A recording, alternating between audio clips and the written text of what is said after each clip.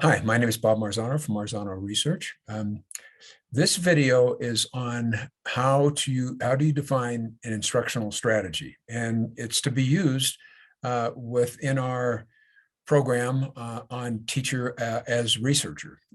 One of the first tasks of a teacher who wants to engage in a teacher as researcher project on a specific instructional strategy is to define what you mean by an instructional strategy. So what we try to lay out in the paper that accompanies this recording is some of the things you should consider when you're articulating the instructional strategy on which you want to engage in research. So there are some defining characteristics of instructional strategy. One of the defining characteristics of an instructional strategy is whether or not it employs steps or heuristics. Now, steps are just what they sound like: step one, step two, step three, and they're typically done in order. Let me give you an example of that. Years ago in the 1980s, a great researcher named Donna Ogle created a little process for reading comprehension that she called KWL. The K stands for what do I think I know?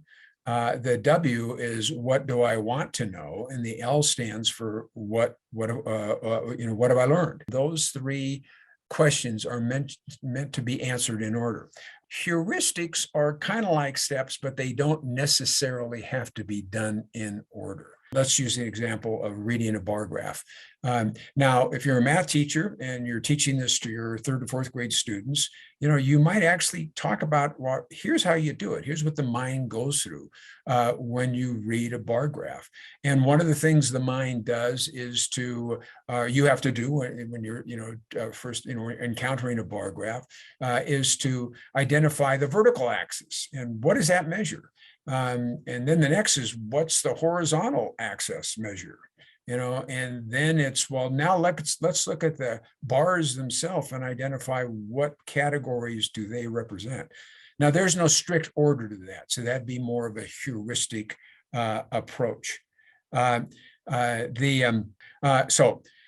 one of the defining characteristics. Does a strategy involve steps or heuristics for the student to execute? Another defining characteristic is the duration of the strategy. And this goes from duration of a strategy in terms of its use can be a single class period. It really can, like KWL. You can be executed, or reading a bar graph too, can be executed in a single class period. A strategy can take weeks to execute. Let's take the strategy of investigation. And you might have a number of heuristics that students follow, but it takes 2 or 3 weeks to actually execute that strategy. Another defining characteristic of instructional strategies deals with outcomes and assessments.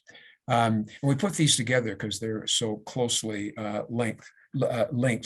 Pretty straightforward outcomes would be students' understanding of content, their recall and understanding of content that was taught as a part of a subject area. And typically that outcome is for declarative knowledge. Another type of outcome that that might be the focus of a strategy is the execution of a subject-specific mental procedure. And the outcome is they can actually perform this mental process without errors or omission. Another outcome would be the execution of a more complex mental process. Like, let's take investigation. I mean, it might be that investigation is a part of the curriculum. And so what you're looking for is not whether or not students can investigate a particular incident so well. You want to see if they actually know how to perform the process of investigation without significant errors or omission. And then finally, another type of outcome is for students is the attainment of a specific mental state.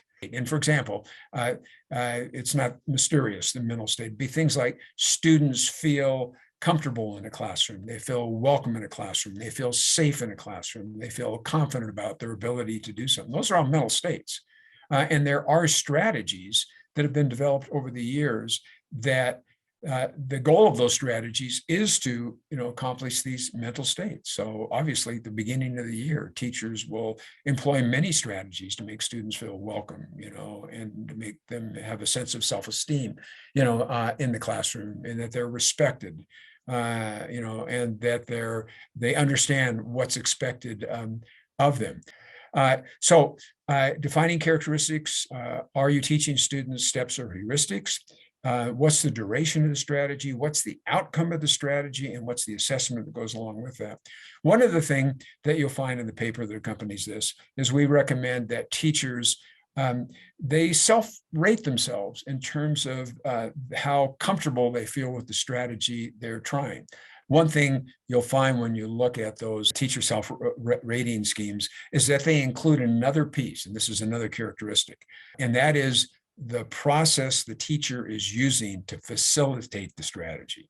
So what you'll see is in the self-evaluation, there are actually two different scales for teachers to rate themselves. One in which they're provided the strategy already, and the other is where they're not provided the strategy, and they have to come up with both the strategy for students, and they also have to come up with the process that they're using to facilitate the strategy.